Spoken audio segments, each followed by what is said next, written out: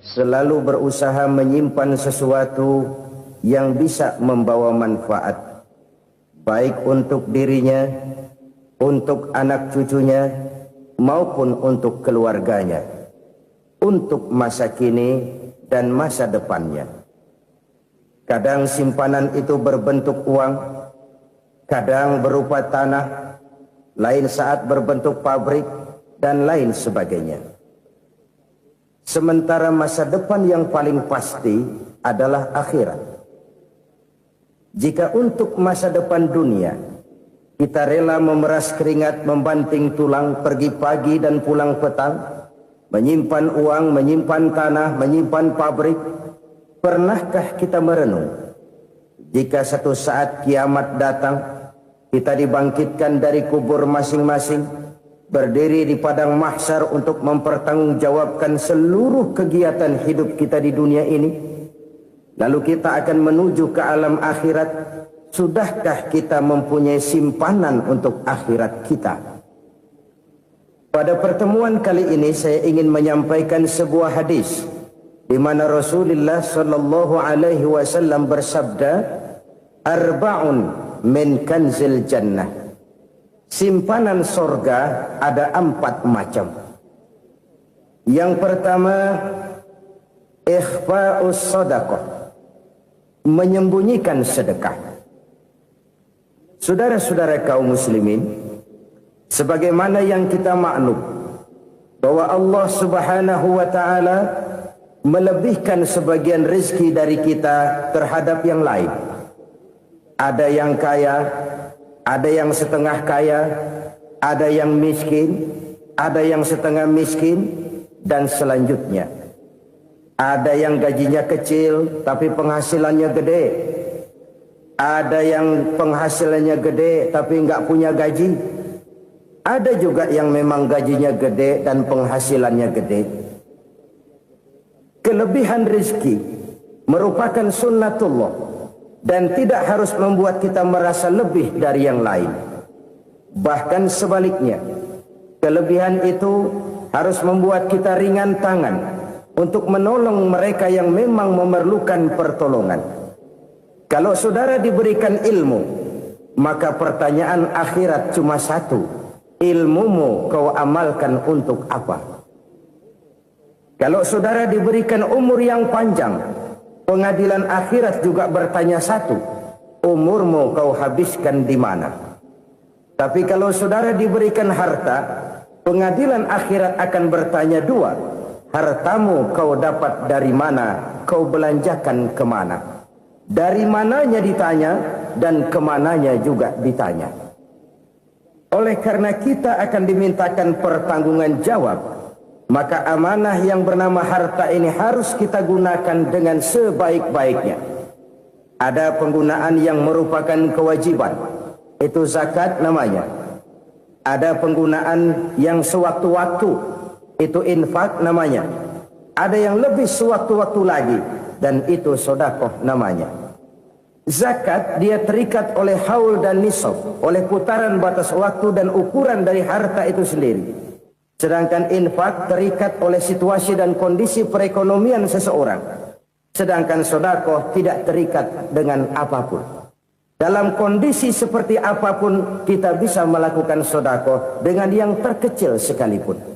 Sampai-sampai Rasulullah sallallahu alaihi wasallam mengajarkan, la tahqiranna minal ma'rufi syai'an walau an talqa akhaka biwajhin talik. Atau ada hadis, tabassumuka fi wajhi akhika laka shadaqah. Senyumanmu kepada temanmu adalah sedekah. Jadi untuk melakukan sedekah tidak harus dalam berbentuk uang.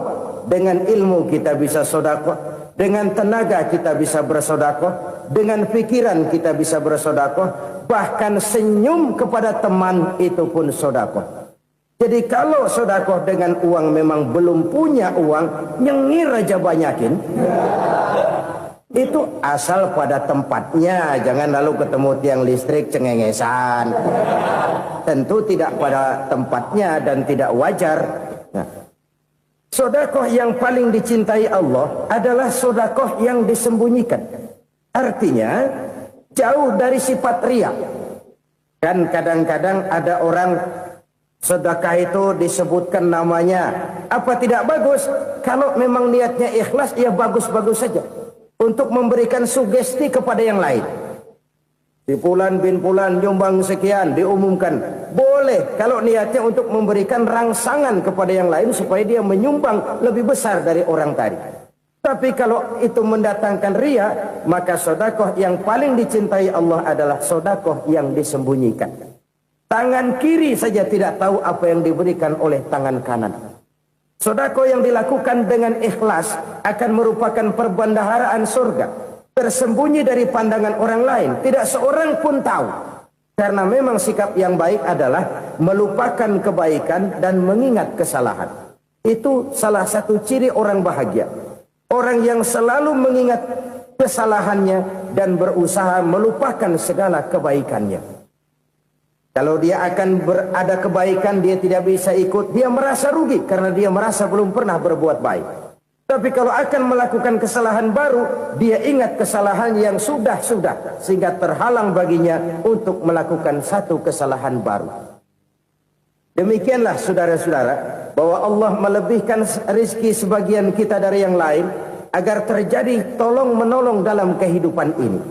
Jadi kesenjangan yang nature, kesenjangan yang alami, itu sunnatullah. Ada yang kaya, ada yang miskin, ada yang kelas menengah. Nah, kenapa lalu sekarang kita berusaha mengentaskan kemiskinan? Oleh karena adanya kesenjangan struktural. Kalau yang kaya bisa semakin kaya, kenapa yang miskin tidak bisa naik jadi ikut sedikit kaya? Sebab pada dasarnya Islam adalah agama yang sejak turunnya sudah berupaya memerangi kemiskinan. Bahkan dikatakan kemiskinan itu mendekatkan kepada kekufuran. Orang kalau miskin udah dekat banget sama kafir. Gampang menjadi kafir. Berapa banyak saudara-saudara kita yang oleh karena soal perut, oleh karena soal materi, terpaksa meninggalkan dan menanggalkan akidahnya. Menjual petunjuk yang diberikan Allah dengan kesenangan dunia yang cuma sebentar ini. Na'udzubillah, thumma na'udzubillah. Jadi makin kita sembunyikan satu sedekah, semakin banyak perbendaharaan kita di surga. Sedekah yang paling dicintai Allah adalah sedekah yang disembunyikan. Malahan ada seorang sufi, dia punya kebiasaan kalau pergi sholat Jumat dia bawa uang, itu uang dia taruh di bawah tikar masjid. Dia niat sedekah kepada siapa saja yang nemuin itu duit.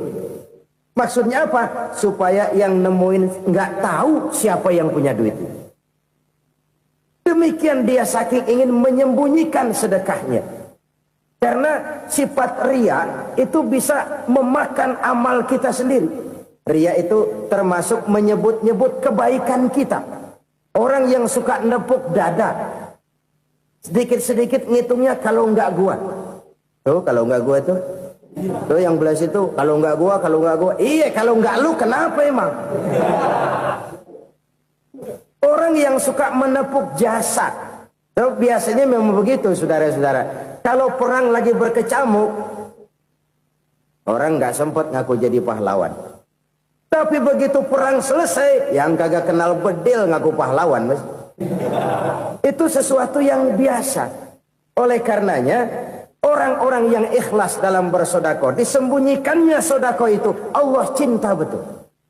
Malahan ada hadis memberikan jaminan, inna sedaqatal mar'il muslimi tazidu fil umri wa tadfa'u mitatas su'i. Sesungguhnya sedekahnya seorang mukmin tazidu fil umri, bisa menambah umur panjang. Wa tadfa'u mitatas su'i, dan menyelamatkan manusia dari mati secara su'ul khatimah. Jadi siapa yang kepengen panjang umur, banyaklah sedekah. Yang bosan hidup, pelit terus.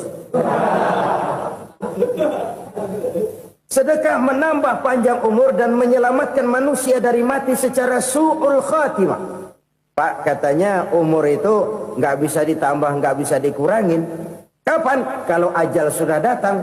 Fa idza jaa ajaluhum la yastakhiruna sa'atan wa la yastakdimun. Kalau ajal datang tidak bisa dimajukan, tidak bisa dimundurkan. Itu kalau ajal sudah datang. Tidak bisa lagi umur ditambah dikurangi, sudah datang. Tapi kalau belum datang, itu kan haknya Allah. Mau ditambah, mau dikurangi, hak prerogatif Allah. Sebagai pencipta manusia, Allah maha kuasa dan maha mampu. Sedekah ini menambah panjang umur dan menyelamatkan manusia dari mati secara su'ul khatimah. Itu orang mati kan sama ya, kondisinya mati, nggak nafas. Tapi hakikat mati kan lain-lain. Ada yang mati itu husnul khatimah, baik akhirnya. Misalnya lagi ngaji mati, lagi sholat mati, lagi sedekah mati. Ini yang dinamakan dengan husnul khatimah, baik di akhirnya. Sebaliknya ada yang su'ul khatimah, jelek di akhirnya. Ini yang jadi catatan akhir. Lagi nyekek botol, mampus. Lagi banting kartu, modar. Su'ul khatimah, jelek pada akhirnya. Sedekah menyelamatkan manusia dari mati secara su'ul khatimah. Dan kita semua kepengen mendapat husnul khatimah, jauh dari su'ul khatimah. Oleh sebab itu yang bisa menyelamatkan kita dari penyakit itu antara lain adalah sedekah yang disembunyikan. Yang dikerjakan dengan ikhlas karena Allah. Tidak karena kepengen dipuji orang, tidak karena ingin dikatakan orang pemurah, sebab orang dermawan itu orang yang memberi tanpa harus diminta. Kalau masih harus diminta, ya belum dermawan namanya, masih harus diminta. Kalau nggak diminta ya tulus, lolos, polos. Saudara-saudara kaum muslimin rahimakumullah. Harta adalah amanat dan akan kita pertanggungjawabkan. Allah melebihkan rizki sebagian kita dari yang lain agar kita saling tolong menolong, bantu membantu. Nabi janjikan siapa yang meringankan beban saudaranya muslim di dunia, Allah akan meringankan bebannya di akhirat nanti. Sebuah jaminan dari baginda Nabi. Si orang yang kita bantu barangkali tidak bisa membalas, Allah yang akan membalas lewat jalan lain yang tidak pernah kita sangka-sangka. Ada orang tanya, Pak, ini ada orang nyumbang masjid sambil marah-marah, bagaimana? Saya bilang sumbangannya aja ambil, marahnya jangan. Marahnya jangan diambil, itu urusan dia. Saudara-saudara kaum muslimin rahimakumullah. Umat Islam ini kan umat yang punya potensi besar. Kadang kita merenung, kenapa kadang-kadang pembangunan masjid kok lambat sekali? Kalau hotel hari ini peletakan pertama, bulan depan peresmian. Supermarket hari ini peletakan batu pertama, minggu depan peresmian. Tapi kalau sudah yang namanya masjid, kadang-kadang peletakan batu pertama sekaligus jadi batu terakhir. 3 tahun, 4 tahun, campur nebar jalak di jalanan. Duit dijaring kayak ikan sepat. Apa tidak ada orang Islam yang kaya? Banyak. Apa tidak ada pengusaha muslim yang jadi konglomerat? Ada.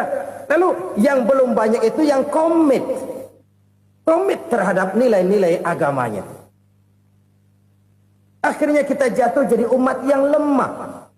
Belum ada pengusaha konglomerat muslim buka pabrik supermi cap beduk misalnya umpamanya atau pabrik kecap cap sorban supaya identitas keislamannya sedikit kelihatan. Kita jatuh jadi umat yang lemah karena potensi tidak terinventarisir dengan baik. Kita ini ibarat kompor yang cuma matengin nasi orang lain. Potensi kita dimanfaatkan oleh orang lain. Ukhuwah Islamiyah kita baru terbatas kepada silaturahmi.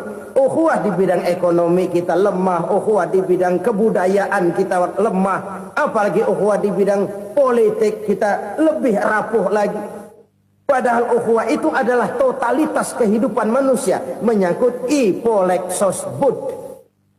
Memerlukan nilai-nilai ukhuwah. Jadi oleh karena itu mari kita menyadari. Di dalam harta kita, walaupun kita yang cari, pergi pagi, pulang sore, peras keringat, banting tulang, di sana ada harta anak yatim. Di sana ada hak masjid. Di sana ada hak pesantren. Di sana ada hak jihad. Berbahagialah seseorang apabila dia oleh Allah dijadikan keran. Keran itu menyimpan air, tapi tidak untuk dirinya, tapi disalurkannya kepada mereka yang memang memerlukannya. Saudara-saudara kaum muslimin rahimakumullah, ini yang pertama. Jadi perbendaharaan surga adalah menyembunyikan sedekah. Orang lain nggak tahu, kita pun nggak pernah ngitung-ngitung. Kita anggap lewat begitu saja, padahal itu deposit akhirat. Satu. Yang kedua, perbendaharaan surga itu apa? Wa kitmanul musibah, menyembunyikan kesulitan. Kadang orang takut menghadapi kesulitan. Tapi makin kita merenung, hidup ini kan sebenarnya urusan. Takut sama urusan, ya jangan hidup. Tandanya orang hidup itu kalau punya urusan. Urusan melupakan problem. Problem sering menimbulkan kesulitan.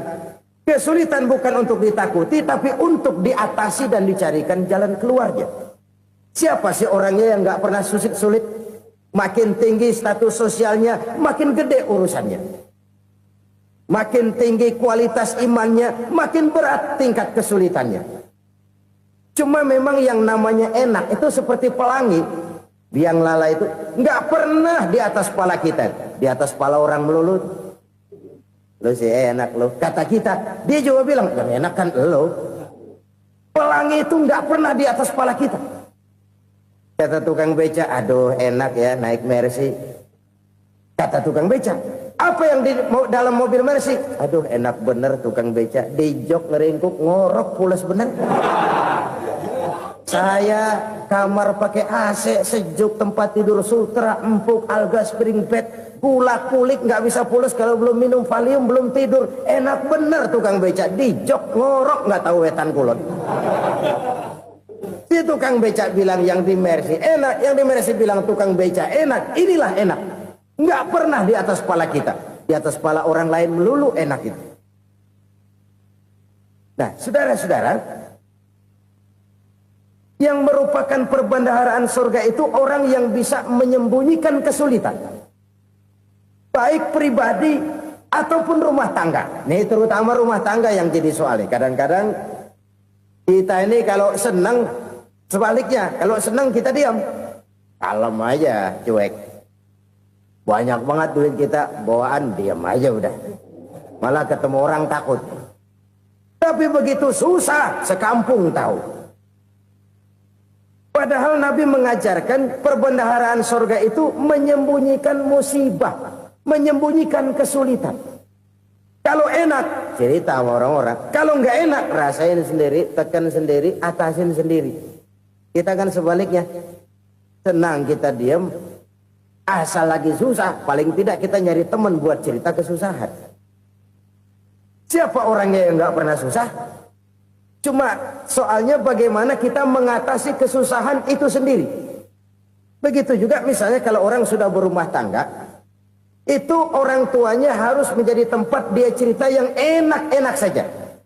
Yang nggak enak rasain berdua, selesaikan berdua, atasin berdua. Jangan dibalik. Asal senang diam, giliran susah saja. Maknya laporan. Terbalik. Bisa menjaga security informasi. Maka nama bayam keluar diam, malah seluitan. Enak amat lo makan daging ayam. Security informasi. Saudara-saudara kaum muslimin rahimakumullah. Ujian yang terberat itu yang pernah diberikan kepada para nabi, para rasul, para aulia, para ulama. Makin tinggi keimanan, makin berat bentuk kesulitan. Ayo saya kemukakan satu contoh saja. Ada seorang nabi yang kaya. Nabi kaya. Namanya Nabi Ayub. Iblis kalau orang begini kan keki. Ibadahnya rajin, kaya. Nih yang kayak begini susah digodain. Kalau ibadahnya rajin, miskin, kali bisa disogok. Sini imannya mantap, ibadahnya rajin, kaya, nabi lagi. Oh, tapi namanya iblis nggak kurang akal. Laporan, Tuhan, kenapa Les? Ya ini bahasa saya, bahasa Qurannya sih nggak gitu. Itu hambamu yang namanya Ayub, dia rajin ibadah cuma karena dikasih kaya aja. Coba kasih miskin dia, berhenti dia sembahyang. Ah, kamu bisa aja. Saya tahu Ayub itu hambaku yang ikhlas. Saya buktiin Tuhan, silahkan. Dibuktiin lah, iblis turun ke alam ini. Yang mula-mula dia lakukan, dia rusak sawah ladang Nabi Ayub. Dia binasakan binatang ternak Nabi Ayub. Sehingga dalam waktu singkat, jatuhlah Nabi Ayub dari orang paling kaya jadi orang paling miskin. Beliau masih ibadah di mihrab dalam masjid. Datang iblis.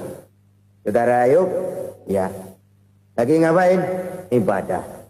Nyembah Allah, nyembah Allah. Oh, percuma. Kenapa? Tuhan yang ente sembah nih, dia udah bikin miskin ente. Sawah ladang ente hancur lebur, binatang ternak binasa. Sekarang ente jadi orang paling miskin. Ngapain nyembah Tuhan kayak begitu? Tekor. Udah berhenti dah ibadah, berhenti ibadah. Ini iblis sama Tuhan laporannya lain, yang dikerjakan kepada Nabi Ayub juga lain. Benar begitu iblis kata Nabi Ayub? Iya, sawah ladang saya habis, buras. Binatang ternak saya binasa, binasa. Saya miskin, bangpak. Apa jawab Nabi Ayub? Bukan innalillahi, ya ini hebat.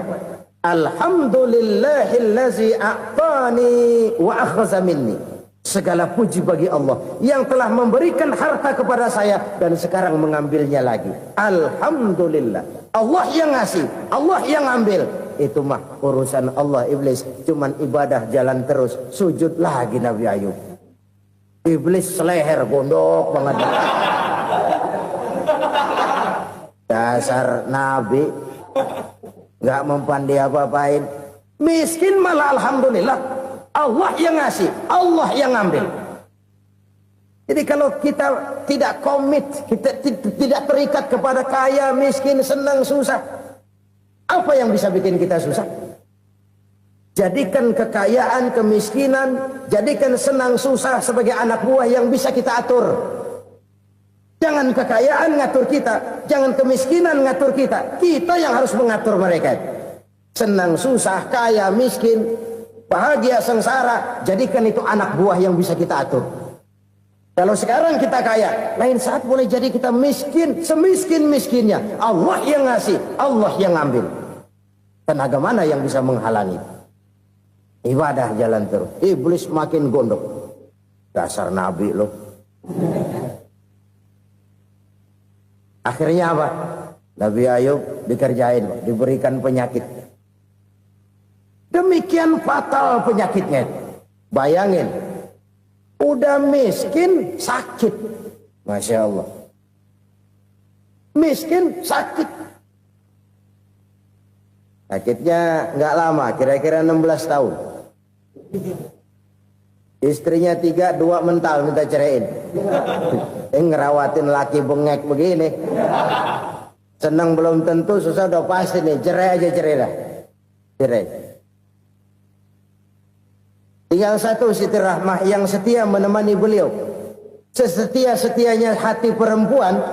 Satu saat Siti Rahmah bilang, "Bang, iya, abang kan Nabi bang. Lalu, namanya Nabi kan doanya jarang meleset bang. Maksud kamu minta kenapa sih sama Tuhan biar abang sembuh baik dah bang?" Siti Rahmah, iya. Saya sakit berapa tahun sih dah? 16 tahun bang. Sebelum ini saya sehat berapa tahun? Ya kira-kira 60 tahun bang. Nah coba ente banding-bandingin Rahmah. Saya dikasih sehat 60 tahun. Dikasih sakit 16 tahun. Sudah nggak sabar. Mau doa kepada Allah minta sembuh. Saya malu. Malu kepada Allah. Diuji dengan yang luar biasa seperti ini. Tidak mengganggu stabilitas kehambaannya. Dia tetap menghamba kepada Allah subhanahu wa ta'ala. Saudara-saudara kaum muslimin rahimakumullah. Kunci menghadapi kesulitan itu apa? Allah jelaskan dalam satu ayat, wa basyiris sabirin alladzina iza asabathum musibah qalu inna lillahi wa inna ilaihi raji'un. Gembirakan orang-orang yang sabar Siapa mereka itu? Yang apabila mendapat musibah mereka kembali kepada keyakinan dasar. Segalanya dari Allah dan segalanya akan kembali kepada Allah. Ini konsepsi dasar dari sikap muslim dalam menghadapi berbagai kesulitan. Segalanya dari Allah, segalanya akan kembali kepada Allah. Kalau ini sudah kondisi dasarnya, maka kita akan lapang menghadapi kenyataan bagaimanapun pahitnya. Apakah itu namanya miskin, apakah itu namanya sakit, bahkan maut sekalipun. Maut sekalipun. Segalanya dari Allah, segalanya akan kembali kepada Allah. Ini sikap hidup, bukan sekedar ucapan. Kita kadang-kadang menjadikannya sebagai ucapan. Mulutnya sehingga berhenti, innalillahi wa inna ilaihi rajiun, tapi nangisnya terus gerung-gerungan. Bukan itu, ini kesadaran moral. Kalau segalanya dari Allah, segalanya kembali kepada Allah, kan sebenarnya cuma nunggu giliran. Hari ini saya nyembayangin dia, entah hari apa saya disembayangin orang. Hari ini saya antar dia ke kubur, entah hari apa orang nganterin saya ke kubur. Hari ini saya tahlilkan dia, entah nanti kapan orang tahlilkan saya. Segalanya dari Allah, segalanya akan kembali juga kepada Allah. Oleh sebab itu saudara-saudara, kesulitan bukan untuk ditakuti. Kesulitan justru untuk diatasi, dicarikan jalan keluarnya. Dan tidak ada orang yang tidak pernah mendapat kesulitan. Tidak ada. Semakin tinggi status sosial, semakin tinggi kualitas keimanan, semakin besar juga tingkat kesulitan. Hanya saja bagaimana cara kita mengatasinya. Dan Al-Quran menyatakan, innama al-usri yusra. Di balik kesulitan itu pasti ada kemudahan. Roda itu berputar. Karena itu Rasulullah sallallahu alaihi wasallam mengingatkan kepada kita, ta'arraf ilallahi firraha ya'rifka fisyiddah. Ingatlah kepada Allah di waktu kamu senang, supaya Allah ingat kepada kamu di waktu kamu susah. Kalau waktu senang kita ingat kepada Allah, kita susah, Allah tidak akan meninggalkan kita. Tapi kalau waktu senang kita jauh dari Allah, sujud tidak sempat, dengan masjid jauh, ketika senang kita lupakan Allah. Nanti begitu kita susah, Allah lupakan kita. Dan itu menyakitkan. Oleh karena itu orang-orang tua kita dulu bilang, kalau lagi sehat ingat-ingat, lu bakal sakit nanti. Kalau lagi kaya ingat-ingat satu saat kita bakal jatuh miskin.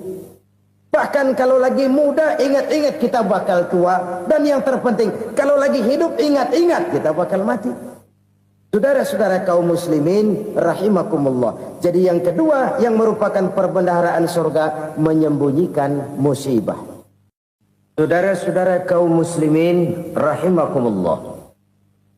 Hal ketiga yang merupakan perbendaharaan surga adalah wasilatur rahmi. Orang yang suka bersilaturahmi.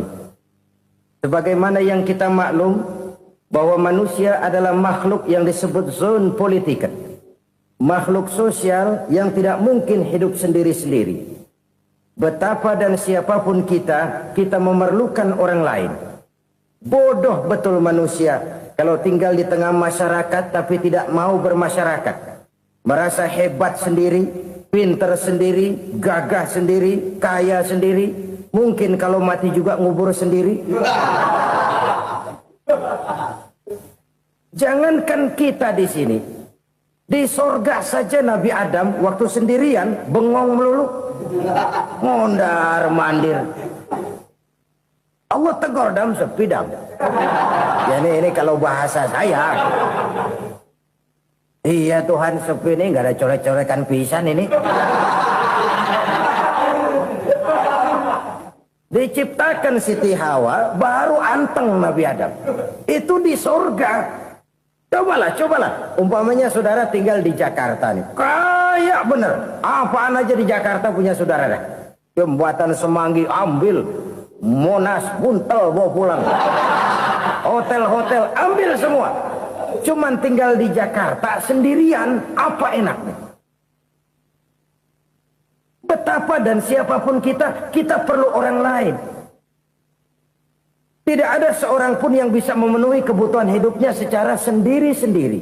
Nah, Islam telah menyelamatkan manusia dari ras diskriminasi. Mengikat manusia dengan persaudaraan yang berlandaskan kepada akidah. Karena itu dianjurkan bersilaturahmi. Bahkan Nabi menyatakan, man arada ayyubsata lahu fi rizqihi wa yunsa'a fi atharihi falyasil rahimah. Siapa yang kepengen diluaskan rezekinya dan dipanjangkan usianya, banyaklah ia bersilaturahmi. Siapa yang kepengen dimudahkan rezekinya, hendaknya ia banyak bersilaturahmi. Kalau banyak teman, kesulitan kan paling tidak ada tempat cerita. Udah susah, sendirian kita pikirin diri, nggak ada tempat tukar pikiran. Cepet banget sama bengek. Dilawan sendiri. Nah, secara makro kita bisa berkata, tidak mungkin ada kemenangan kalau tidak ada kekuatan. Tidak ada kekuatan kalau tidak ada kesatuan dan persatuan. Tidak mungkin ada kesatuan dan persatuan tanpa semangat silaturahmi. Kalau umat Islam mau menang, dia harus kuat. Kalau umat Islam mau kuat, dia harus bersatu. Kalau umat Islam mau bersatu, dia harus membudayakan silaturahmi ini. Bahkan sampai-sampai kata Nabi, kalau bisa cari nilai tambah. Apa? Silman qata'ak. Bersilaturahmilah kau kepada orang yang marah denganmu. Masya Allah, indahnya ajaran agama kita. Orang yang marah pun kepada kita, kata Nabi, kalau bisa bersilaturahmilah kepadanya, kepada orang yang marah itu. Di situ nilai tambah. Cuman jujur nih hadis, ngucapinnya gampang, ngamalinnya yang berat banget. Orang marah sama kita, kita disuruh silaturahmi, ada apa malu? Lu marah, ada gua marahan lagi. Tunggu pikirin. Saudara-saudara kaum muslimin rahimakumullah. Tapi ini yang diajarkan, bahkan ini yang dicontohkan oleh baginda Rasul.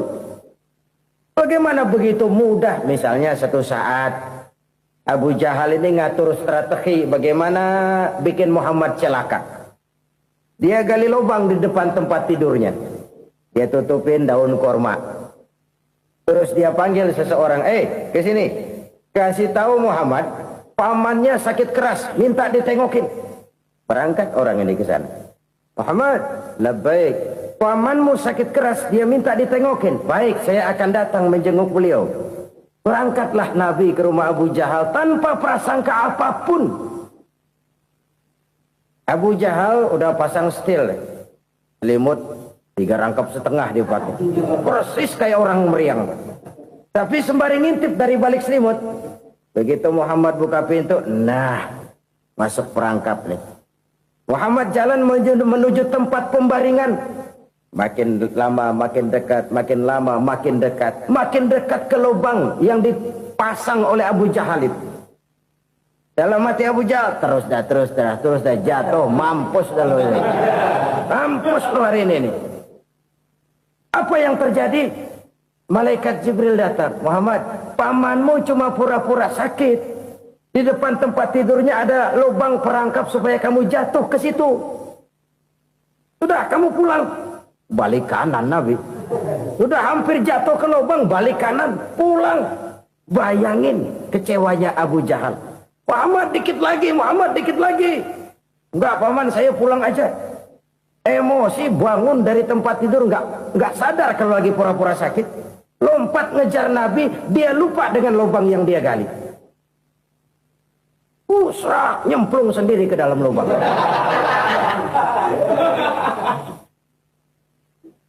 Nabi terus berlalu. Ini terjadi keanehan. Jatuh ke lubang yang dia gali itu sebenarnya nggak terlalu dalam ya, antara 3-4 meteran lah. Tolong saya jatuh ke lubang ini. Datanglah pelayan-pelayannya itu. Angkat saya dari sini. Oh, yang ngulurin tambang. Satu gulung, belum juga nyampe itu tambang. Kurang, beli lagi ke warung. Sambung, ulur lagi, nggak juga bisa sampai. Wah, ini kerjaan Muhammad ini. Tolong, siapa salah seorang kamu ke rumah Muhammad? Kasih tahu, encangnya kecebur. Minta ditolongin. Sampaikan kepada Rasul. Kenapa? Pamanmu jatuh ke lubang, Muhammad minta tolong diangkatin. Tambang udah nyambung-nyambung nggak nyampe juga. Ya, nanti saya datang, saya tolong. Coba. Nyata-nyata orang berniat jahat mau mencelakakan dia. Datang dia menolong. Ini yang disebut air tuba dibalas air susu ya ini. Bukan sebaliknya. Air tuba dibalas air susu. Paman, kecebur ya? Iya Muhammad, tolongin nih. Pegang tangan saya. Nabi ulurkan tangannya. Nyampe. Dipegang oleh Abu Jahal. Diangkat ke atas. Sampai atas. Apa kata Abu Jahal? Sihirmu memang hebat Muhammad. Udah ditolongin dikata sihir. Yang enak kita kemplang kan itu orang begitu. Urusan apa? Tapi inilah akhlak. Kalau bisa kamu bersilaturahmilah dengan orang yang marah kepadamu sekalipun. Orang marah kita tetap baik. So, kalau kita berbuat baik sama orang yang memang baik, rasanya sih biasa-biasa aja. Orang baik kita baik lagi. Ya draw aja, belum ada nilai tambah di situ. Baru ada nilai tambah kalau kita bisa berbuat baik kepada orang yang nyakitin kita. Itu namanya kita setingkat di atas dia. Dia sakitin kita, kita berbuat baik sama dia. Dia pelit sama kita, kita baik sama dia. Dia marahin kita, kita deketin dia. Di situ kita punya nilai tambah. Jadi siapa yang ingin diluaskan rezekinya kata Nabi dan dipanjangkan umurnya, hendaklah ia banyak-banyak bersilaturahmi. Sederhana sebenarnya silaturahmi. Tapi silaturahmi membangkitkan semangat kesatuan dan persatuan. Kesatuan dan persatuan melahirkan kekuatan. Dalam matematika, 1 ditambah 1 pasti 2. Tapi di tengah masyarakat, 1 orang takut ditambah 1 orang takut, hasilnya jadi 2 orang setengah berani. Kenapa setengah berani? Karena udah berdua. Tadi pan takut sendirian. Kalau dia kumpul turu-turu takut lah jadi berani. Kita yang lemah, kita yang tidak berdaya, kita yang miskin, kalau mau kompak bersatu, apa yang nggak bisa kita kerjain? Apalagi tinggal di kota besar, pilihan cuma 2, bertahan atau minggir. Bertahan atau minggir. Untuk bisa bertahan, harus mampu bersaing. Untuk mampu bersaing, harus punya keahlian. Keahlian harus ditunjang dengan pendidikan. Ditambah oleh kekompakan sebagai umat. Udah miskin mencar mulu, orang injek kita. Orang nggak pandang urusan apa malu. Oleh karena itu silaturahmi pada hakikatnya merupakan roh dari ukhuwah yang diajarkan oleh agama kita. Bagaimana Islam menyelamatkan masyarakat manusia dari ras diskriminasi, mengikat manusia, dan tidak ada persaudaraan yang lebih indah selain persaudaraan yang diikat dengan nilai-nilai akidah. Sepanjang orang di jalan Allah, itulah saudara kita. Keluar dia dari jalan Allah, selesailah persaudaraan sampai di situ. Karena itu, kalau ingin menyimpan sesuatu di surga, banyaklah bersilaturahmi. Datang ke rumah ini, datang ke rumah itu, dan lain sebagainya. Itu simpanan kita di akhirat nanti. Ini yang ketiga. Saudara-saudara, yang keempat, perbendaharaan surga itu apa? Wa qawlu la hawla wa la quwwata illa billah. Ucapan la haula wa la quwwata illa billah. Ibadah kan ada yang berat, modalnya besar. Bangun masjid berat, modalnya besar. Bangun rumah sakit berat, modalnya besar. Ada ibadah yang berat, tapi modalnya ringan. Misalnya puasa. Puasa itu berat, mengendalikan nafsu. Kalau sekedar nggak makan nggak minum sih enteng, mengendalikan nafsu itu jihad terbesar. Tapi kan modalnya ringan, cuma niat saja. Ini ibadah berat, modalnya ringan. Ada ibadah yang ringan, modalnya juga enteng. Seperti termasuk ucapan la haula wa la quwwata illa billah. Tanpa sadar, la haula wa la quwwata illa billah, nyelengin tuh di surga. Nyelengin, kita nggak terasa, nyelengin simpenan akhirat. La haula wa la quwwata illa billah, nyimpan lagi. Kaget, la haula wa la quwwata illa billah, nyimpan lagi. Banyak simpanan. Walaupun sebenarnya yang dimaksud di sini adalah kesadaran batin bahwa tidak ada daya dan kekuatan kecuali Allah. Itu intinya. Kita memulai pekerjaan disunahkan baca bismillah, kan begitu. Apa itu? Kesadaran moral. Bahwa ini saya bisa kerjakan. Saya kerjakan ini dengan menyebut nama Allah. Kenapa? Kalau Allah tidak memberikan daya dan kekuatan, mana mampu saya kerjakan ini. Maka saya kerjakan ini dengan menyebut nama Allah. Bismillah. Kesadaran moral. Manusia hanya wajib berusaha, tapi nggak pernah wajib berhasil. Banyak hal-hal yang kalau kita renungkan secara rasio nggak mungkin. Tapi jadi kenyataan. La haula wa la quwata illa billah. Tidak ada daya dan kekuatan kecuali bagi Allah semata-mata. Kesadaran moral akan kelemahan dan keterbatasan makhluk bernama manusia. Kadang kita kagum dengan otak, tapi kita sering lupa sama yang bikin otak. Padahal bagaimanapun hebatnya otak, yang bikin otak pasti lebih hebat dari otak. Nggak percaya, silahkan otak-otakan. Inilah kecenderungan. Kita kagum dengan pesawat-pesawat mutakhir, bukan main, besi gede banget terbang itu. Alangkah hebatnya. Lalu apa yang bikin otak tidak lebih hebat dari itu semua? Kita puji laut, apa yang bikin laut tidak lebih hebat dari laut itu? La haula wa la quwata illa billah. Tidak ada daya dan kekuatan kecuali Allah. Apa yang bisa kita lakukan kalau tidak karena daya dan kemampuan yang diberikan oleh Allah kepada kita? Lahirlah sikap tawadu, rendah hati, tidak melonjak menjadi angkuh dan sombong, sadar akan kelemahan dan keterbatasan diri. Sebagai makhluk yang diciptakan oleh Allah Subhanahu wa ta'ala. Jadi satu sisi ini ucapan yang berpahala, la haula, jadi wiridan. Pada sisi lain ini kesadaran moral, sikap mental, kesadaran batin, bahwa yang punya daya dan kekuatan itu cuma Allah. Kita nggak pantas untuk sombong, sebab sombong itu pakaiannya Allah. Kita nggak sedang pakai pakaian Allah, kegedean. Dan makin kita renungi, makin terbentur. Apa sih yang bisa kita sombongin? Kita mau sombong apa? Kaya, pintar, itu kan semua relatif. Di atas langit masih ada langit lagi. Jadi oleh karenanya, marilah kita menyadari. Manusia hanya wajib berusaha, tapi tidak pernah wajib berhasil. Yang berusaha saja tidak wajib berhasil, apalagi yang tidak berusaha. Islam bukan agama orang pemalas yang selesai sholat lalu endelohom, nggelenggem ayem-ayem. Tapi Islam bukan agama orang sombong yang setelah berusaha lalu tidak memerlukan Allah. Kita bisa saja bikin proyeksi, tahun sekian kita bakal panen besar menurut perhitungan otak. Tapi ada kejadian lain. Apa? Tikus ngambek. Habis itu dimakanin tikus, panen gagal. Proyeksi rasional gagal oleh tikus-tikus yang ngambek itu. Bisa saja terjadi. Tahun depan kita panen besar, urung. Kenapa? Musim panas panjang. Dan sekarang ini koran-koran bikin berita musim mengalami penyelewengan. Bukan cuma manusia yang nyeleweng sekarang. Musim pakai nyeleweng. Mestinya kan musim hujan udah selesai. Masih hujan-hujan juga. Musim. Nah sekarang kita boleh bikin proyeksi. Kita bakal panen besar. Tahu-tahu musim panas panjang. Sawah retak, air kering. Cari teknokrat yang paling botak. Suruh pendekin tuh musim panas.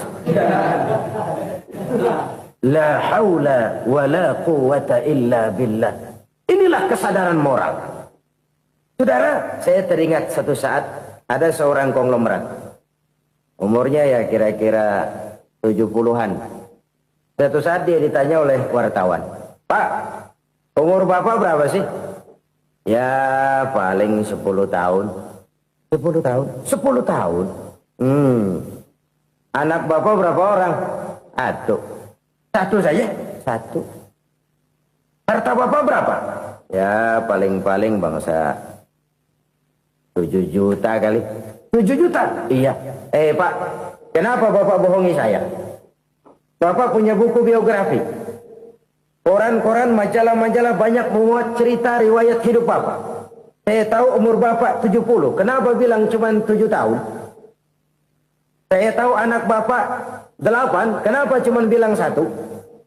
Saya tahu harta bapak miliaran, mungkin triliunan, pabrik di mana-mana, bank di mana-mana.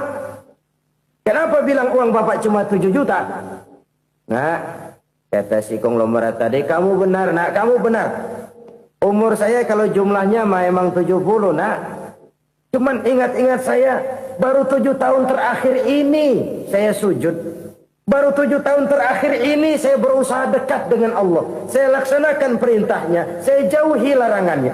7 tahun inilah rasanya yang ada nilainya di hadapan Allah. Yang 63 tahun matong, kelabu, kelam umur gue. Habis untuk maksiat, untuk munkarat. Maka ketika ditanya tadi, umur saya 7 tahun itu. Oh begitu Pak. Oh iya. Lalu anak Pak. Anak bapak kan 8. Kenapa bilang cuma 1? Nah, kalau jumlah hitungannya memang anak saya 8. Tapi dari 8 orang ini rasanya cuma 1 nih. Yang bakal jadi buah hati, belahan jantung. Pelanjut cerita, penerus sejarah. Bakal jadi anak soleh yang akan mendoakan saya. Cuma 1 rasanya anak saya ini yang bakal jadi buah hati saya. Besar-besaran saya. Yang akan mendoakan di kubur saya. Yang akan mendoakan di akhirat saya. Yang 7 orang mana, Masya Allah, yang atu tenggeng, yang atu nyekek botol lolo, yang atu nggak karu-karuan. Makanya saya bilang 1 anak saya yang akan bisa mendoakan saya. Oh begitu Pak. Iya. Nah harta Pak, harta bapak kan triliunan, pabrik bapak di mana-mana, uang bapak hampir di tiap bank-bank besar. Kenapa bilang cuma 7 juta? Betul kau nak. Harta saya kalau jumlahnya memang miliaran, triliunan mungkin. Tapi yang saya ingat baru 7 juta tuh yang saya belanjakan di jalan Allah. Saya nyumbang masjid, saya santuni yatim piatu, saya bantu pembangunan pesantren, saya bantu pembangunan rumah sakit Islam. Itu yang akan saya bawa pulang ke akhirat, yang 7 juta itu. Yang triliunan itu nanti akan diperebutkan oleh anak-anak saya sebagai waris saya. Jadi harta saya 7 juta itu yang bakal nemenin saya di akhirat. Yang akan saya bawa pulang jadi teman saya. Saudara-saudara kaum muslimin, jangan-jangan orang tua itu adalah kita-kita ini. Jangan-jangan kita-kita ini adalah orang tua itu. Jangan-jangan itu potret dari diri kita masing-masing. Dari sekian umur yang diberikan Allah, berapa tahun yang ada nilainya di hadapan Allah? Dari sekian anak-anak yang merupakan amanah, berapa yang akan mendoakan kita sebagai orang tuanya menjadi anak soleh? Dari sekian banyak harta yang diberikan Allah, berapa yang akan kita bawa pulang menghadapnya nanti, yang kita belanjakan di jalan Allah? Ini sebuah potret kehidupan. Karena itu kita kembali kepada la haula wa la quwwata illa billah. Kita wajib berusaha, kita wajib berikhtiar. Selebihnya, segala daya dan kekuatan hanya milik Allah saja semata-mata. Satu kesadaran batin dari setiap pribadi muslim. Setelah ia berusaha dan berikhtiar, ia menyerahkannya kepada Allah Subhanahu wa ta'ala. Jadi, satu sisi ini merupakan wiridan ucapan yang mengandung pahala. Pada sisi lain, ini merupakan sikap batin dari seorang muslim di dalam ia menghadapi realitas kehidupan ini. Saudara-saudara kaum muslimin rahimakumullah. Kalau ini kita jadikan satu basis kehidupan, maka ini akan menyelamatkan manusia dari kemungkinan tergelincir menjadi orang yang lupa diri dan lupa darat. Sebab itu Imamul Ghazali berpesan, jadidis safinah fa innal bahra amiq wa khuziz zad fa inna safara ba'id wa khaffifil hamla fa innal hamla sadid. Perbarui selalu kapalmu karena lautan sangat dalam. Bawa bekal yang banyak karena perjalanan ini sangat jauh. Ringankan beban karena kebanyakan beban akan menyakitkan. Alangkah indah kalimat ini, alangkah dalam makna yang terkandung di sana. Perbarui selalu kapalmu karena lautan sangat dalam. Apa artinya ini? Jaga mentalmu baik-baik.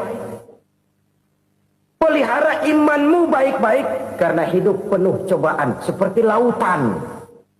Kita kalau berlayar di lautan kan kadang-kadang tenang, angin bertiup sepoi-sepoi basah. Jika malam datang bintang gemintang bertabur menghias cakrawala. Rembulan memantulkan sinarnya dengan indah. Dalam keadaan begitu berlayar enak. Tapi lain saat ombak menggunung, halilintar menyambar, angin topan bertiup.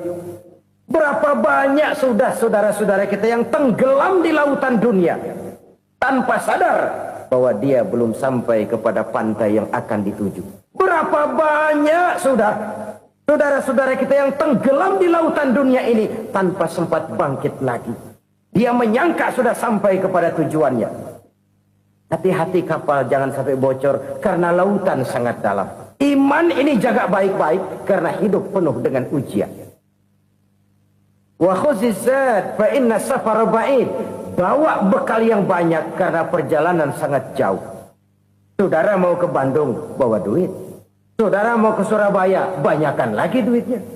Saudara mau ke Mekah, gepokan, iketan tuh duit nggak lembaran lagi. Makin jauh perjalanan, makin banyak bekal yang harus kita bawa. Kalau saudara dari Jakarta mau ke Surabaya, kagak bawa duit berangkat juga, itu sih bukan berani namanya, nekat. Sampai Surabaya belum tentu, sengsara di jalan udah pasti. Kenapa? Nggak bawa bekal berangkat. Sama juga kita nih, misalnya belum sempat sembahyang, mati. Waduh, berani banget orang. Belum punya bekal, mati. Sengsara di jalan. Atau bekal tidak cukup. Dari Jakarta saudara mau ke Surabaya, bawa duit 500 perak. Paling jauh Cikampek nyampenya itu. Paling jauh itu. Antara jauhnya perjalanan dengan bekal yang saudara bawa tidak seimbang. Hidup ini perjalanan panjang. A walking tour. Dimulai dari alam arwah. Sebelum jasad diciptakan, roh diciptakan lebih dulu. Dari situ pindah ke alam rahim. Dari alam rahim pindah ke alam dunia. Dari alam dunia pindah ke alam barzah. Baru menuju akhirat. Satu perjalanan panjang. Kalau bekal tidak bawa, sengsara di jalan. Bawa bekal yang banyak karena perjalanan ini sangat jauh. Wa khaffifil hamla, ringankan beban karena beban itu cuma akan menyulitkan. Kalau bekal itu sih keperluan, tapi beban nggak kita perluin, cuma ngeberat-beratin. Apa ini beban? Dosa. Kecurangan, kebatilan, kesoliman, ketidakadilan, kesewenang-wenangan. Itu akan jadi beban kita di akhirat. Alangkah celakanya, perjalanan panjang, bekal tidak bawa, beban kelewat banyak. Alamat sengsara di jalan. Pahala tidak ada, dosa berlipat ganda. Na'udzubillah, summa na'udzubillah. Kalau kita rangkum nasihat Al-Ghazali dengan kisah si konglomerat tadi, kita akan mengambil kesimpulan.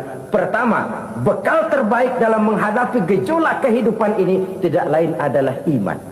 Yang kedua, pahala dan dosa. Dua hal kontroversial. Pahala adalah bekal, dosa adalah beban. Tapi kita sekarang kan tidak begitu terangsang kepada yang abstrak. Orang berlomba mencari yang konkret-konkret saja. Yang real. Kalau memang dosa, benjol dong. Kira-kira begitu. Kira-kira begitu. Persis orang Yahudi dulu.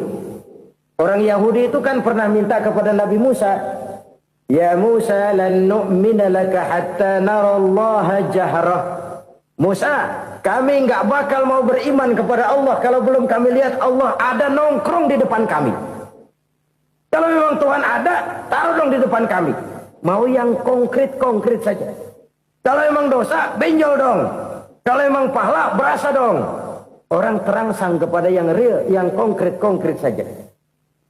Karena itu, untuk mengejar dosa, orang mau bayar. Tapi untuk mengejar pahala, walaupun tidak bayar, orang segan. Ini yang dikatakan oleh Nabi, kamu mengharapkan ke surga, tapi kamu berat melaksanakan sesuatu yang bisa membawa kamu ke surga. Kamu ingin jauh dari neraka, tapi tiap saat kamu lakukan perbuatan-perbuatan yang justru menjerumuskan kamu ke neraka. Idda'aitum an-najata minan nar wa ramaitum fiha anfusakum. Kamu ingin selamat dari neraka, tapi kamu lemparkan diri kamu ke neraka. Kamu ingin masuk surga, tapi berat sekali kamu melakukan perbuatan-perbuatan yang bisa menyampaikan kamu di surga. Saudara-saudara kaum muslimin rahimakumullah. Jadi hal keempat yang merupakan perbendaharaan surga adalah la haula wa la quwata illa billah. Satu sisi ini merupakan ucapan yang memperberat timbangan akhirat. Pada sisi lain ini merupakan sikap hidup seorang muslim. Kesadaran batin yang sangat dalam bahwa tidak ada daya dan kekuatan kecuali Allah. Dan itu kita simbolkan pada saat memulai pekerjaan dengan Bismillah. Dengan menyebut nama Allah. Satu kesadaran moral. Saya hanya bisa melakukan ini karena diberikan daya dan kekuatan oleh Allah. Lahirlah sikap tawadu, rendah hati, tidak melonjak menjadi angkuh dan sombong. Saudara-saudara, sampai sini dulu jumpa kita kali ini. Semoga 4 perbendaharaan surga ini dapat kita lakukan, yang kelak akan merupakan bekal kita di kemudian hari nanti. Amin ya rabbal alamin. Bapak-bapak, ibu-ibu, saudara-saudara kaum muslimin rahimakumullah. Di dalam kehidupan kita sebagai seorang muslim, minimal 5 kali dalam sehari semalam kita mendengar seruan untuk mendirikan solat yang disebut azan. Ada kalimat menarik di dalam kalimat azan itu, yakni seruan hayya 'alal falah, marilah menuju kepada keberuntungan, marilah meraih kemenangan. Seruan ini adalah kecenderungan dari setiap manusia, apapun warna kulitnya. Artinya, setiap orang dalam hidup selalu ingin meraih dan mencari kemenangan. Kemenangan akan melahirkan kepuasan batin, dan kepuasan batin memberikan kebahagiaan. Sedangkan kekalahan melahirkan penderitaan batin, dan penderitaan batin menjerumuskan seseorang di dalam berbagai bentuk kerugian. Jikalau inilah seruan azan, maka masalahnya ialah apa yang menyebabkan kita meraih kemenangan. Al-Quranul Karim memberikan tuntunan dan ajaran kepada kita bahwa orang-orang yang memperoleh kemenangan itu tidak lain adalah orang-orang yang bertakwa. Hanyalah mereka yang bertakwa kepada Allah Subhanahu wa ta'ala pada akhirnya akan tampil sebagai pemenang. Lalu siapa orang yang bertakwa itu? Dijelaskan dalam awal-awal Al-Baqarah, orang yang bertakwa yang akan meraih kemenangan. Pertama, allazina yu'minuna bil ghaib, yaitu orang-orang yang beriman kepada yang gaib.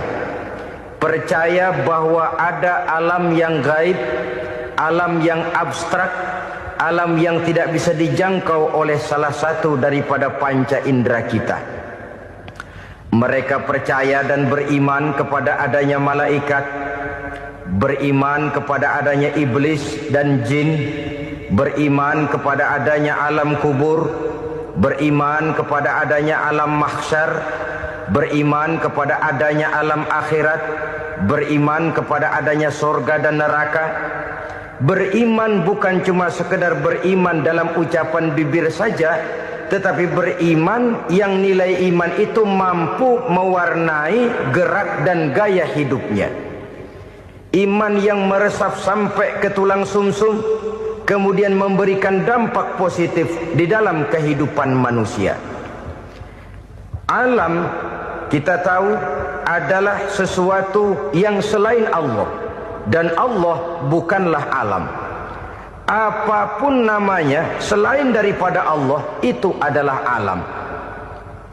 Alam pada hakikatnya terbagi menjadi 2. Ada alam syahadah, alam nyata, alam konkret, alam yang bisa dijangkau oleh salah satu indera kita.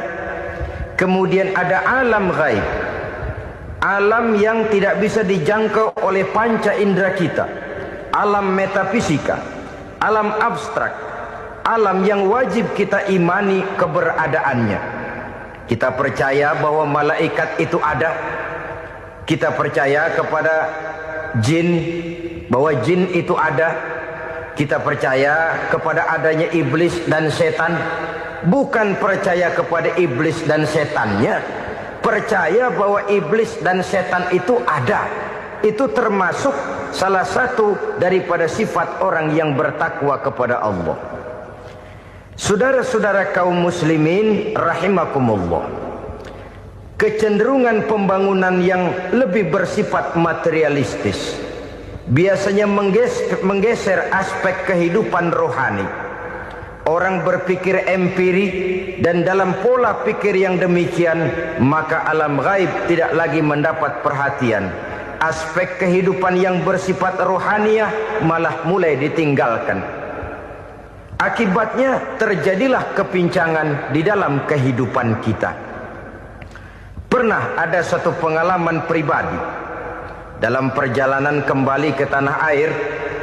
Dalam pesawat di sebelah kanan saya duduklah seorang Jerman namanya Heiner Simonsen. Iseng saya ajak kenalan, saya ajak ngobrol, saya tanya dia. Saya bilang, Mas Heiner ini, kalau pesawat yang kita tumpangi ini jatuh ke bawah, kira-kira apa yang bakal terjadi, Mas? Dia bilang, kita semua akan mati. Begitu? Iya. Oke. Apa itu mati? Tanya saya. Dia bilang, untuk tahu apa itu mati, kita harus tahu lebih dahulu apa itu hidup. Saya pikir nih bule bisa ngomong juga. Baiklah kata saya. Apa hidup menurut Anda itu? Oh, hidup itu dia bilang, kalau seluruh anggota badan kita bekerja secara normal, paru-paru memompa darah secara normal, jantung berdetak secara normal, sel-sel tubuh bekerja secara fit, dan organisme tubuh hanya mau bekerja secara normal, dia bilang, kalau kita memberi makan yang cukup, menu yang teratur, dan gizi yang lengkap. Saya bilang, kesimpulannya apa, Ner? Dia jawab, hidup adalah dari tangan ke mulut. Life is from the hand to the mouth, kata dia. Hidup adalah dari tangan ke mulut. Jadi masalah hidup tidak lebih daripada masalah isi perut. Orang pergi pagi, pulang sore, peras keringat, banting tulang, perut yang dibelain. Saya bilang, you are wrong. Sampean salah, Ner. Kamu orang Islam bukan? Bukan. Pantas. Kenapa saya salah? Dia bilang. Ya jelas salah. Salahnya di mana? Kamu ini manusia. Kalau hidup cuma dari tangan ke mulut, saya bilang, kambing di kampung saya juga begitu pikirannya, Ner. Itu kambing di kampung saya, asal perutnya kenyang, sudah hidup dia. Perkara besok bagaimana, lusa prospeknya macam mana, bulan depan ada apa, kambing nggak pernah mikir. Di kampung saya kambing juga pikirannya begitu. Kamu Kristen ya? Tadinya. Loh kok tadinya, lalu apa sekarang kamu ini? Dia bilang, sekarang saya netral. Saya tidak beragama, tapi saya percaya kepada Tuhan sebagai pencipta alam. Saya ingat benar dia bilang, I haven't any religious, but I believe to God as the creator of the world. Kenapa bisa netral begitu, Ner? Habis saya bingung katanya. Islam bilang Islam baik, Kristen bilang Kristen baik, Hindu Buddha bilang Hindu Buddha baik, semua agama baik. Saya netral sekalian, nggak beragama. Yang penting saya percaya kepada Tuhan. Saya bilang, Ner, kamu ini kayak orang mau beli celana, lalu bingung. Yang satu bilang Levi's bagus, yang satu bilang Blue Jean hebat, yang satu bilang Wool England hebat. Celana ini hebat, celana itu bagus, celana ini hebat. Semua celana bagus, kamu bingung. Akhirnya netral, tidak pakai celana. Itu juga salah. Saya pikir-pikir, kemudian saya melihat bahwa dua pola berpikir Heiner ini nampaknya sudah mulai menggejala di lingkungan masyarakat bangsa kita. Disadari atau tidak, secara jujur kita harus berkata, dua pola pemikiran Henner ini mulai berkembang di tengah masyarakat bangsa kita. Pertama, pola pikir materialisme. Hidup adalah dari tangan ke mulut. Masalah hidup tidak lebih masalah isi perut.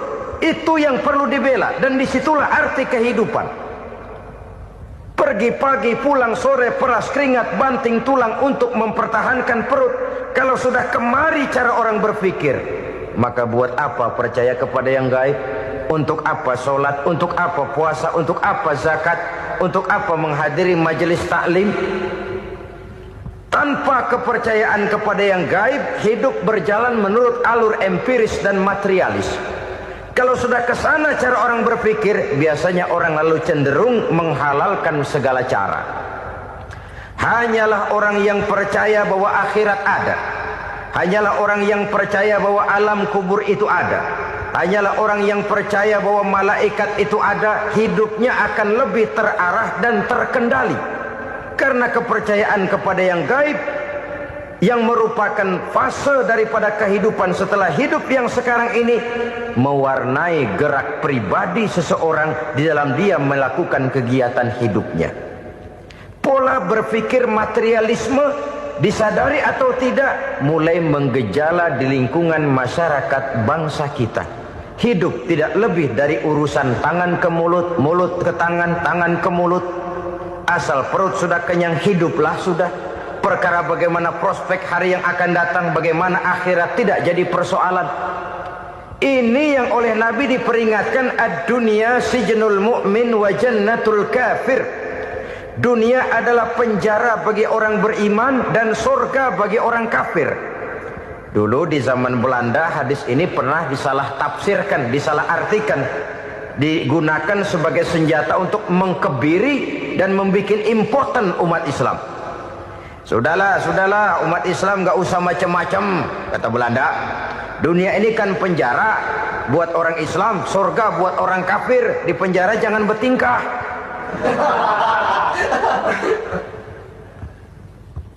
Pengertiannya tidak begitu.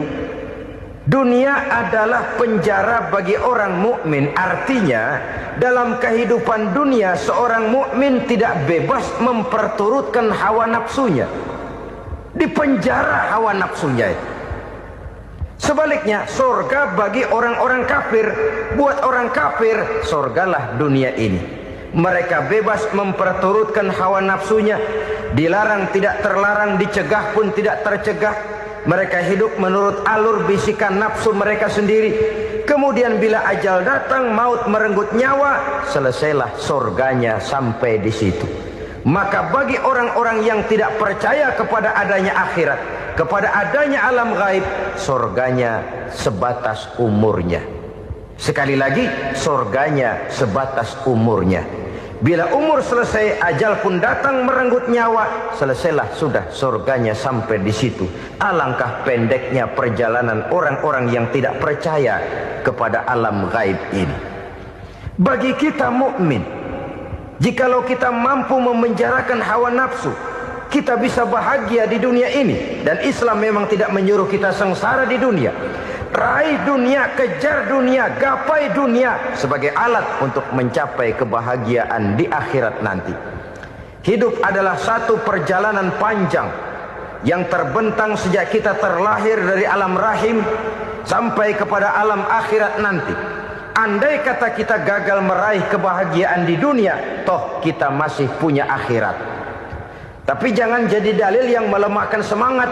Biarin dah kita di dunia kebelangsat, yang penting akhirat. Akhirnya dunia benar-benar kebelangsat. Bagaimana dunia ini bisa kita raih, dan bagaimana meraih dunia untuk menunjang kepentingan akhirat nanti. Yang kedua dari pikiran Henner yang saya lihat menggejala di lingkungan masyarakat bangsa kita, timbulnya manusia-manusia netral. Seolah-olah Tuhan yes, agama no. Sama Tuhan percaya, agama ogah. Tuhan ngangguk, giliran agama godeng. Padahal hampir dalam setiap ayat dalam Quran, kata-kata amanu biasanya bergandeng dengan wa amilus shalihat. iman dan amal soleh. Ini sebagai isyarat Tuhan dan agama jangan pernah dipisah-pisah. Apabila kita bertuhan, maka kita harus beragama. Apabila kita beragama, maka agama itu harus bersumberkan dari Tuhan yang kita imani itu. Tidak mungkin kita pisah, Tuhan yes, agama no. Sama Tuhan percaya tapi agama bikin sendiri. Sembayangnya cukup bengong 2 jam madep ngulon.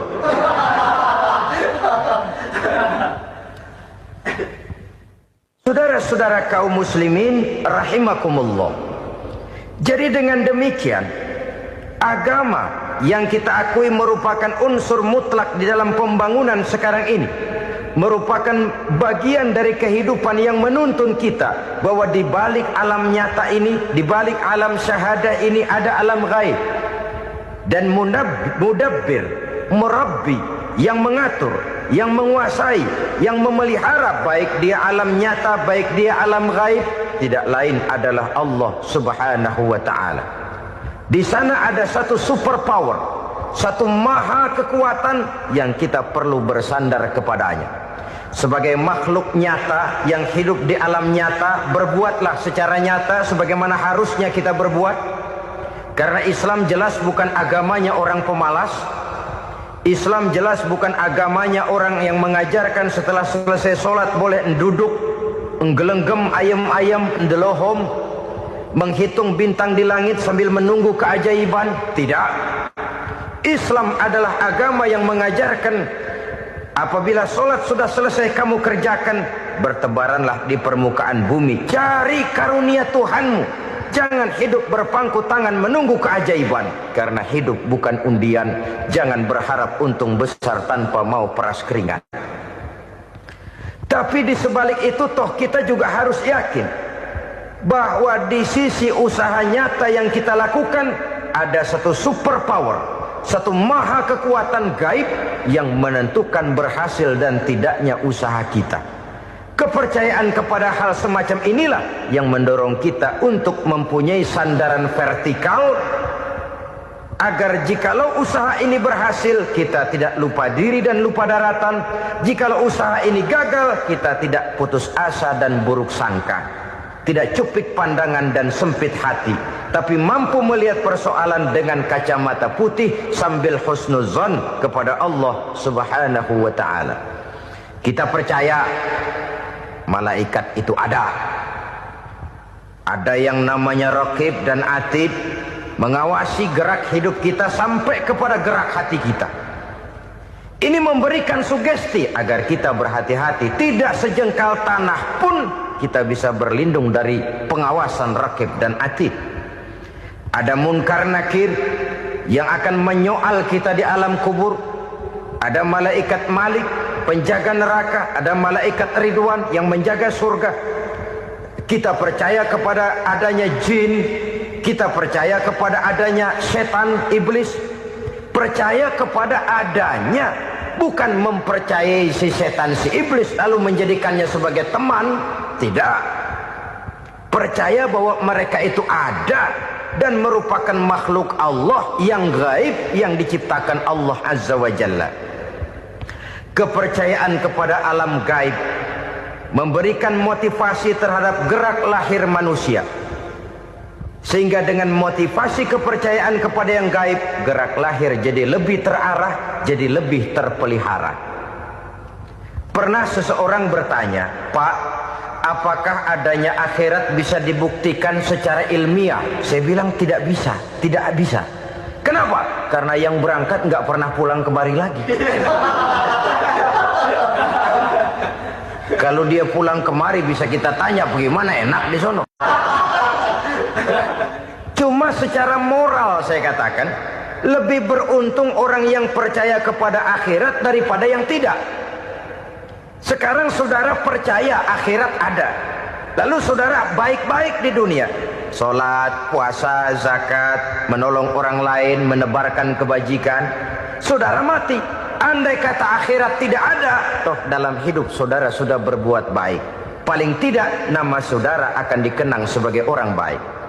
Sebaliknya, saudara percaya, kata saya, bahwa akhirat tidak ada, lalu hidup semau-maunya, tenggelam dalam maksiat dan munkarat, menentang Allah, tidak mau ruku dan sujud, lalu saudara mati, kemudian akhirat ada, ayo mau apa? Bekal tidak punya. Jadi secara moral lebih beruntung orang yang percaya kepada adanya akhirat daripada yang tidak percaya. Dan itu alam gaib yang tidak bisa dibuktikan secara eksakt. Jangankan untuk membuktikan seperti itu, dalam kehidupan sehari-hari saja yang kita rasakan tidak selalu berbentuk toh. Angin, bagaimana sih bentuknya angin? Kita tidak tahu. Merah, buktinya kalau dikerok merah. Yang merah itu kulit, yang kulit kita bukan anginnya. Sakit, rasa sakit itu ada, tapi bagaimana bentuk sakit kita nggak pernah tahu. Kalau kita makan cabai pedas, bagaimana bentuk pedas itu tidak ada, tapi rasa ada. Bentuk pedas hijau, cabenya bukan pedasnya. Tidak semua yang kita rasakan bisa kita gambarkan dalam bentuk yang konkret. Oleh karena itu, sekali lagi bahwa kepercayaan kepada alam yang gaib mampu memberikan satu sugesti yang menata kehidupan seseorang lebih lurus, lebih terarah, dan lebih terkendali. Maka wajar kalau kepercayaan kepada yang gaib mengantarkan seseorang untuk meraih kemenangan. Kenapa?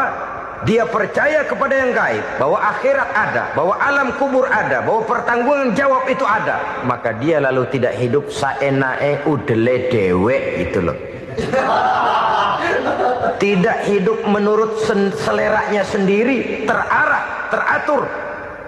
Ini cirinya yang pertama. Orang bertakwa yang akan meraih kemenangan, mereka beriman, mereka percaya kepada yang gaib. Bahkan hal-hal konkret saja selalu berangkat dari yang gaib. Saudara-saudara, para remaja, para pemuda sekarang ini tidak pernah tahu toh siapa yang akan jadi teman hidup saudara. Kita bisa saja ngerancang, mentargetkan, tapi toh akhirnya yang namanya jodoh bukan kekuasaan kita. Rezeki di luar kemampuan kita. Begitu juga ajal. Maut, jodoh, ajal adalah contoh-contoh konkret bahwa pada akhirnya yang gaiblah yang menentukan. Bertahun-tahun ngelancong, emang jodoh seret, nggak jadi.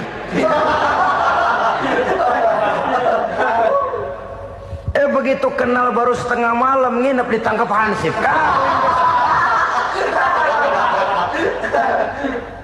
Hal-hal semacam itu kadang-kadang kita berpikir suuzon, gile, perempuannya cakep banget, lakinya rebek amat. Memang begitulah jodohnya. Memang begitulah jodohnya. Saudara hadirin ma'asyiral muslimin yang saya hormati, jadi hal-hal yang konkret saja kita yakini sepenuhnya ditentukan oleh satu superpower yang gaib itu tadi. Dari sanalah segala ketentuan itu berangkat dan kesanalah segalanya akan kembali. Maka kepercayaan kepada yang gaib meluruskan gerak hidup seseorang dan itu akan mengantarkan dia kepada meraih kemenangan. Satu. Yang kedua,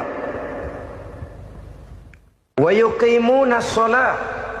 Orang bertakwa yang akan meraih kemenangan itu adalah orang-orang yang mendirikan sholat.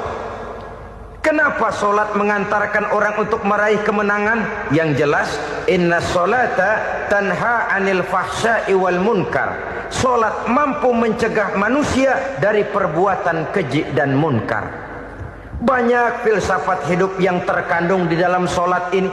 Sejak kita wudhu sampai kita menghadap ke arah kiblat, sampai kita melakukan gerak-gerak sholat, bacaan-bacaan yang ada di dalam sholat, lalu sampai kepada mengucapkan salam. Banyak filsafat hidup yang terkandung di dalam sholat. Umpamanya saja, setelah takbiratul ihram mulai kita dengan sholat dalam posisi berdiri, diajarkan dalam kitab-kitab fikih agar kita melihat ke arah tempat sujud. Ini kan filsafat kehidupan. Kalau kamu sholat dalam posisi berdiri, lihat tempat sujud. Jangan sholat mata jelalatan, sebab nanti bisa mengurangi kekhusyuan. Jadi wajar kalau yang dikatakan bahwa yang paling afdol adalah shaf yang di depan. Kenapa? Secara harfiah pengertiannya akan lebih mengundang kekhusyuan. Kenapa? Kalau kita di shaf paling depan di masjid umpamanya paling banter kita lihat tembok. Tapi kalau kita shaf di tengah atau di belakang, orang-orang di depan kita pun akan kelihatan. Yang bajunya loreng, yang bajunya genggang, yang bajunya macam-macam. Kita lihat, kadang-kadang kita pikirin, ada yang bajunya bolong. Kita sholat tapi dalam hati, ini orang bajunya robek yang nggak tahu apa. Ada saja hal-hal yang mengusik kekhusyuan kita.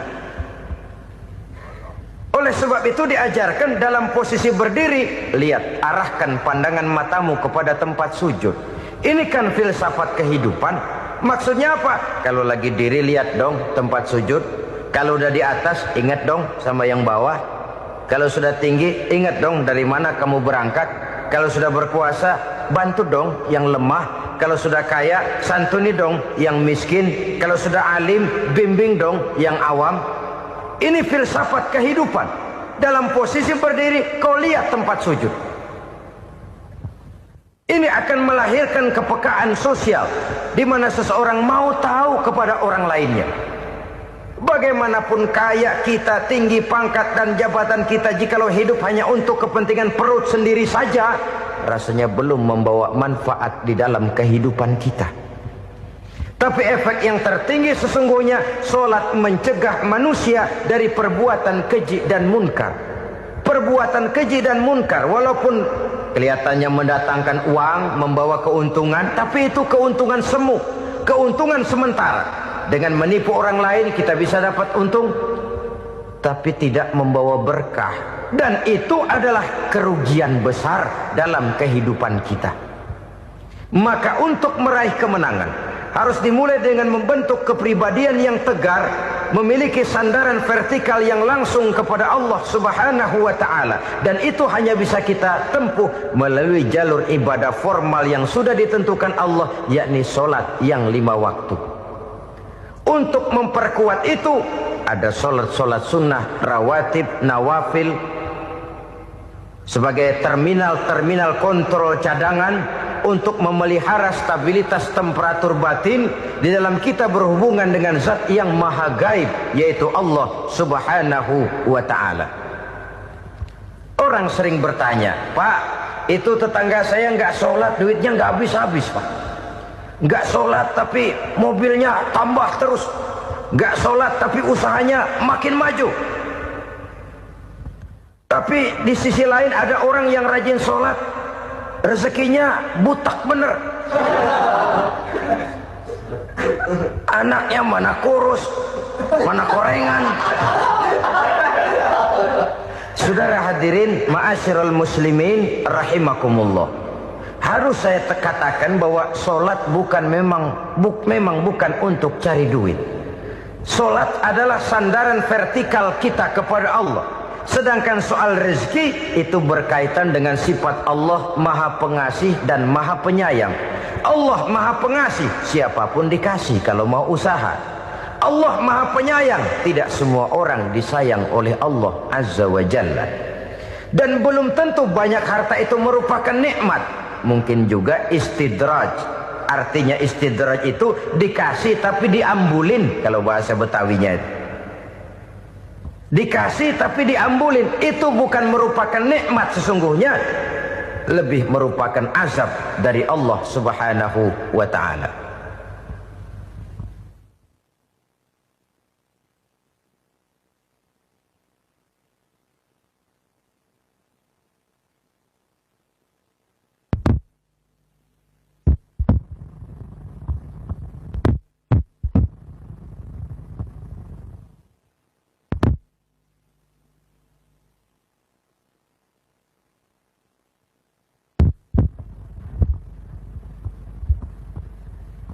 Agama mempunyai sistem sholat, dan kita umat Islam telah dituntun oleh Allah Subhanahu wa ta'ala yang wajibnya 5 kali dalam sehari semalam mendirikan solat.